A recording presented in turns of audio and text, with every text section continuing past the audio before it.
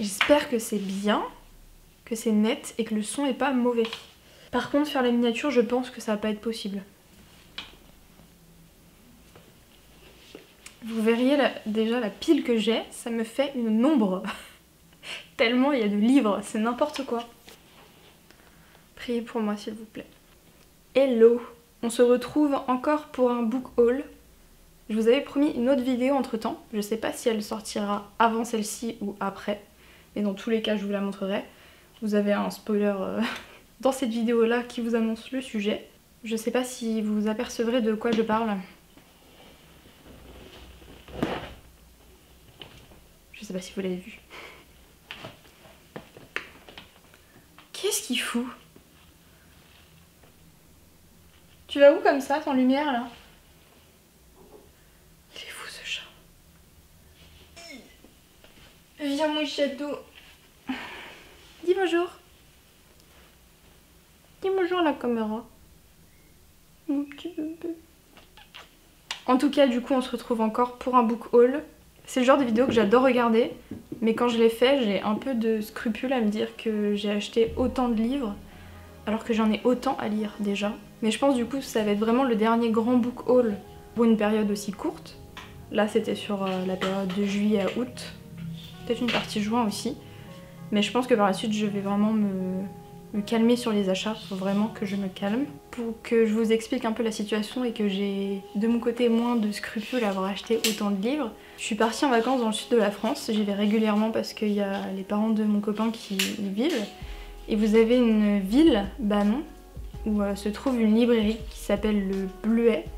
Et c'est une des librairies de campagne la plus grande en Europe, si ce n'est dans le monde, je sais plus. Elle est vraiment immense, c'est sur 2 étages, vous avez des livres partout, et elle est magnifique. Je vous mettrai des extraits vidéo de ce que j'ai pu filmer. Mais du coup je sais que quand je vais dans le sud, je vais acheter beaucoup de livres. Donc j'économise le plus possible pour acheter des livres là-bas. Et en plus de ça, j'ai pu avoir des chèques livres, donc ça valait vraiment le coup. On va commencer tout de suite pour éviter que cette vidéo dure encore hyper longtemps. Parce que je pense que vu la masse de livres que je dois vous présenter, elle va être très longue. Du coup on va commencer par les mangas. J'ai pris le tome 2 et 3 de la série Cardcaptor Sakura. J'ai pas grand chose à dire sur ce manga, c'est un manga très mignon, c'est vraiment détente, c'est tout choupi, donc c'est pour ça que je les prends. Ça me rappelle aussi mon enfance, j'étais hyper fan de Sakura, je regardais les animés à chaque fois que je revenais de l'école, donc voilà, je me suis dit que je vais continuer la saga. Les éditions sont en plus magnifiques. Toujours pour continuer dans les sagas que j'ai en cours, j'ai pris l'Atelier des sorciers, le tome 2, et j'ai pris également le tome 6 parce que c'est une édition spéciale. Et avec ce tome 6, vous aviez un carnet de croquis qui était fourni avec. Et comme c'est très rare que je le vois, je me suis dit bon, je sais que c'est une saga que je vais continuer, donc autant le prendre maintenant, et puis je prendrai le reste plus tard. Donc pour faire un résumé très bref de cette saga, on va suivre Coco, une jeune fille qui vit avec sa mère à la campagne et elle est passionnée par la magie. Et un jour elle va rencontrer un magicien qui va la prendre sous son aile comme disciple. Voilà, j'en dis pas plus, c'est très sympa et ça va être parfait pour la période un petit peu automnale, Halloween, donc je me le garde pour ce mois-ci. J'ai pris ensuite The Promised Neverland, le tome 4. Pareil, c'est une saga que j'adore. C'est vraiment un manga, vous savez, un peu comme les séries où dès que vous finissez un épisode, vous avez envie de voir la suite. Bah c'est pareil, c'est un manga où il y a de l'action, il y a des rebondissements et on a envie d'en savoir plus. Et je trouve vraiment que c'est un sujet qui sort un peu de l'ordinaire. Donc du coup, je me suis procuré le tome 4. Pareil, que je vais sans doute lire ce mois-ci ou le mois d'après, mais il va très rapidement être lu. Et en dernier manga, j'ai pris le tome 2 de Aria dans ses éditions magnifiques. Ce sont les éditions Kion. Mais regardez-moi cette beauté. J'avais beaucoup apprécié le tome 1 qui était assez onirique, assez doux. Tous les personnages ont l'air d'être super bienveillants. Enfin, c'était une histoire très sympa. J'attends de voir la suite. Il n'y a pas beaucoup d'action, mais Vraiment j'aime beaucoup l'ambiance de cet univers là. Et je remercie Lemon June, c'est elle qui en avait parlé sur Instagram, je ne connaissais pas du tout. Et du coup j'ai vu qu'ils avaient ressorti ce manga là dans ces magnifiques éditions. Et je vais continuer la suite. Je sais pas combien il y a de tomes, je crois que c'est autour des 6, 7, je sais plus. Donc ça reste correct, j'espère qu'on va pas se retrouver avec 30, mais j'aime beaucoup. C'en est tout du coup pour les mangas, et on va passer du coup... C'est pas facile de tourner avec un chat, pas du tout. On va passer du coup au seul roman graphique que j'ai pris, enfin le seul, il y en a deux en soi. Le premier, c'est Ces jours qui disparaissent de Timothée Le Boucher, aux éditions Millefeuille. Pareil, je l'ai vu passer partout sur YouTube. Et c'est notamment Alex Booking en Prada qui m'a vraiment donné envie de découvrir cet univers-là. J'en sais pas plus, j'ai pas du tout voulu lire le résumé, je n'ai jamais lu de Timothée Le Boucher. Et je sais que c'est un roman qui nous laisse un peu en PLS, je crois, à la fin. On n'est pas... c'est pas très gai en fait. Ça va pas être le roman le plus marrant. Je sais pas du tout de quoi ça parle, j'ai hâte de le découvrir et je le lirai quand je serai dans un bon mood. Et l'autre, donc celui-là, je l'ai vu quand j'ai été justement à la librairie Le Bleuet. Ils ont tout un rayon donc science-fiction et un autre un peu plus... il y a un autre rayon très fantasy où il y a plein de pépites. Et j'ai trouvé Merveilles et légendes de Merlin l'Enchanteur. Il y a d'autres versions qui existent sur les chimères. Enfin, il y a plein d'autres versions qui existent autour un petit peu de ces thèmes-là. Et vraiment, ce livre est magnifique. Il est magnifique. Je vous mettrai des inserts, mais j'ai trop envie de le lire. Je suis pas une très grande connaisseuse de Merlin l'Enchanteur. Je sais que Margot Liseuse avait fait une vidéo consacrée à ce thème-là. Désolée pour le chat qui est dans la litière. Et à part les films ou quelques documentaires que j'ai pu voir ou quelques vidéos sur internet, j'en sais pas plus. Et je pense que du coup, pareil, ça se prête très bien pour le mois d'octobre. Et je vais probablement le mettre dans ma palle du Pumpkin Autumn Challenge. D'ailleurs, une vidéo sortira là-dessus. J'espère la tourner très vite. Et je vous en dirai des nouvelles. J'ai pas dit l'auteur. Je ne dis jamais les auteurs, je présente très mal les livres dans les book hauls. C'est de Xavier Housson, je sais pas si ça se prononce comme ça. Aux éditions Au bord des continents. On va ensuite passer du coup au roman. Ensuite de saga, j'ai pris le tome 3 de Le Sorceleur, le sang des elfes, écrit par Andrzej Sapkowski. Je ne sais pas si je l'ai bien prononcé. Et aux éditions Brajlon. Comme j'avais pu le dire dans mon premier point lecture, c'est une saga que je connais notamment par les jeux vidéo et j'avais déjà lu le premier tome il y a de ça très longtemps et je m'en rappelais plus du tout. J'ai ensuite regardé la série, ça a remonté ma hype et j'ai décidé d'acheter les livres. Et du coup, je continue cette saga en achetant le tome 3. Et je crois que du coup ce tome-là, ça va vraiment se mettre dans l'intrigue principale de Geralt. Donc on va voir ce que ça donne. J'ai très hâte. Je sais pas quand est-ce que je vais le lire, peut-être pas tout de suite, je sais pas encore. Il faut que je fasse ma palle pour les prochains mois, donc à voir par la suite. Dans un tout autre registre, j'ai pris le coffret de Boris Vian, présenté par Mathias Malzieu, aux éditions Le Livre de Poche, dans cette magnifique édition. Et vous avez du coup Cantilène en gelée, En avant la zizik et L'écume des jours, qui est je pense le plus connu. Vous avez aussi un petit fascicule, je crois revenant sur les œuvres, si je dis pas de bêtises, ou sur la vie de Boris Vian, qui est mis en plus. Donc du coup c'est un coffret qui a été fait pour les 100 ans, je crois, de Boris Vian, qui aura eu 100 ans en, je sais plus, en 2020, donc cette année. Je n'ai jamais lu de livre de Boris Vian, et je me dis que ça peut être une bonne chose, surtout qu'ils sont très courts, donc ça va être très pratique à lire dans les transports, donc je vous en dirai des nouvelles par la suite. J'ai ensuite pris 2 livres de Lovecraft. Le premier c'est L'horreur à Dunwich et l'autre L'appel du Cthulhu. Je ne sais pas vraiment si ça se prononce comme ça, j'ai pas regardé. Je les ai trouvés dans ces magnifiques éditions, aux éditions Brajlon du coup. Et pour celui-là, je sais qu'on va suivre une secte qui voue un culte à un monstre. Un monstre. Je me demande si c'est pas du coup le nom du monstre, je ne vais pas le reprononcer. Mais j'ai hâte de découvrir La Plume de Lovecraft, que je ne connais pas du tout. Et ça va être une de mes prochaines lectures. Et pour celui-là, je sais plus, ça parle d'un meurtre. Voilà, celui-là, ça va parler d'un jeune homme qui va être rejeté par sa famille, par son entourage, parce qu'il a un aspect différent. Et étant rejeté par ses semblables également, il va décider de se diriger vers la sorcellerie et se plonger dans l'horreur. De toute façon, Lovecraft, je pense qu'à part l'horreur, je sais pas s'il a vraiment écrit un autre genre. Donc à découvrir très vite.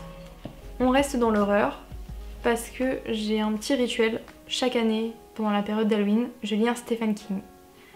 Aujourd'hui, en Stephen King, il me restait que le tome 2 de ça. Et je sais pas si j'ai vraiment envie de le lire maintenant. Donc du coup, je me suis pris Carrie aux éditions Le Livre de Poche. Apparemment, s'ils ont refait les éditions pour Stephen King, j'ai vu que c'était plus du tout les... comme celle-ci. Les éditions classiques. Ils ont revu un petit peu leur mise en page et c'est plutôt réussi. Je pense que c'est une des histoires les plus connues de Stephen King. Donc on va suivre Carrie, une jeune lycéenne de 17 ans, qui est martyrisée par sa famille, par les élèves de sa classe, mais qui a une particularité, c'est qu'elle a un pouvoir de contrôle des objets. Mais elle sait pas encore vraiment le maîtriser, donc tu sens que ça va mal tourner. Un jour, la chance va lui sourire puisqu'un élève de sa classe, je crois que c'est le BG de sa classe, va l'inviter au bal de promo. Sauf que bien évidemment c'est un canular et qu'elle va se retrouver humiliée sur l'estrade. Et c'est là que le drame apparaît. Elle va utiliser son pouvoir sur les élèves. Et voilà, c'est l'histoire de Carrie. J'ai vu les films et j'aimerais lire le livre parce que je ne l'ai jamais lu. Et je fais confiance à Stephen King, surtout que c'est un classique. Donc je pense que je ne serai pas déçue. On se dirige un peu ensuite vers le genre de la fantasy. Et j'ai pris Les Cités des Anciens par Robin Hobb aux éditions J'ai lu. J'ai pris l'intégrale, qui est une belle bricasse. Je crois qu'elle doit faire plus de 1000 pages, c'est ça. 1100 pages quoi. Pour être honnête, je ne sais absolument pas de quoi ça parle. Je suis actuellement en train de lire la saga L'Assassin Royal et je suis tombée en me promenant dans la librairie sur cette intégrale que j'ai trouvée magnifique. Il y a un dragon dessus. Donc je me dis que ça va parler de dragon, ça va être très bien. J'aime beaucoup Robin Hobb, en tout cas pour ce que je suis en train de lire actuellement avec l'Assassin Royal. Donc je l'ai acheté, sans savoir vraiment de quoi ça parle. Mais je pense que je serais pas déçue. Donc le seul problème aujourd'hui c'est de savoir quand est-ce que je vais le lire. Je pense que je vais le lire vraiment de façon découpée, par chapitre. Je sais pas combien font les chapitres, mais je lirai un chapitre puis je ferai une pause avec un autre livre. Mais dès que c'est lu, je vous en reparle dans un prochain point lecture. On surfe toujours sur la vague des dragons, puisque j'ai pris le tome 1 d'Eragon, écrit par Christopher Paolini aux éditions Bayard. Je crois que c'est une des sagas que j'ai envie de lire depuis le plus de temps. J'étais au collège quand j'ai entendu parler de cette saga-là, et je sais pas pourquoi, mais je l'ai jamais lue. Sans doute parce qu'au collège, à part Twilight, je lisais pas grand-chose. Et j'ai vu qu'ils avaient ressorti des éditions en petit format, et avec ces pages dorées. Mais c'est trop beau. Vraiment, ce livre est magnifique. Je pense que je vais vraiment passer pour une fille superficielle à force d'acheter les livres que par leurs aspects, mais bon. Pareil, je pense que c'est une histoire aujourd'hui qui n'est plus à présenter. Mais rapidement, on va suivre un jeune fermier qui va trouver une pierre en se promenant je ne sais plus trop où. Sauf qu'il va découvrir qu'en fait ce n'est pas une pierre, c'est un œuf de dragon. Et c'est comme ça que la saga commence. Je pense que c'est le résumé le plus court possible, mais voilà, j'ai vraiment très envie de lire. Je sais pas quand non plus, mais je pense que probablement cette année, en fin d'année, je vais le lire. Parce que j'ai trop envie de me plonger dans cet univers-là. crois que j'ai plus de place. C'est la Audrey du futur qui est sur le montage et qui s'est aperçue que sa caméra effectivement avait planté. Donc je vous laisse avec le résumé du livre, il y a juste un petit quick sur cette partie-là. Donc pour résumer ce roman, on va suivre Inès, une jeune fille de 12 ans, qui a un frère Tristan atteint d'autisme, qui va un jour basculer dans un autre monde parallèle, appelé Bord de Terre. Et c'est tout ce que je sais de ce roman. Voilà. Globalement, de ce que j'en ai vu, tout le monde est plutôt content de ce livre-là. Donc, je fais confiance aux avis que j'ai pu voir et je me ferai le mien très prochainement. Je pense que c'est une lecture que je vais garder pour la période de Noël. On approche de la fin parce que là... Ensuite, je me suis procuré Le Faiseur de rêves par Laini Taylor aux éditions Lumen. Pareil, j'ai fait un tri récemment dans ma wishlist de livres et celui-là figurait parmi les derniers. Je ne sais plus de quoi ça parle, mais pareil, j'ai vu qu'il était très bien noté, que tout le monde en parlait globalement bien. Donc à découvrir par la suite, encore une fois une édition incroyable. Mais je sais globalement que ça va traiter du domaine des rêves, voilà, c'est tout. Mais en même temps, vu le nom du livre, je sais pas trop de quoi ça peut parler d'autre, donc à voir. Alors pour le prochain livre, je faisais des recherches sur internet, notamment pendant la période qu'on a eue sur le racisme et toutes ces affaires qui sont ressorties en France sur Traoré et aux États-Unis sur George Floyd. Et en cherchant des livres sur le sujet, je suis tombée sur Rosa Parks, La femme qui osa dire non, aux éditions Fleurus, écrit par Sophie de Mulliam et Joanne Papin. Je pense que globalement c'est une histoire qui est assez connue, mais c'est une jeune afro-américaine qui, dans les années 50, a refusé de céder sa place à un blanc dans l'autobus dans lequel elle était. Et du coup, je sais plus si elle a été arrêtée par la police ou elle a eu une amende à cause de ça. Donc c'était en Alabama. Et du coup, cette affaire a déclenché des protestations, notamment par un jeune homme très connu à l'époque, qui est Martin Luther King, un jeune pasteur, je crois qu'il avait une vingtaine d'années, qui a du coup lancé cette protestation contre la compagnie d'autobus et a demandé à ce qu'elle soit boycottée. Et du coup, j'ai vu ce livre-là et je me suis dit, ça peut être très sympa. À part cette histoire-là, ce fait marquant de sa vie, j'en sais pas plus. Et je crois que ça va repartir vraiment de sa naissance et de son parcours, donc à voir. J'aime beaucoup l'astronomie, l'espace, tout ce qui touche autour de l'univers, sauf que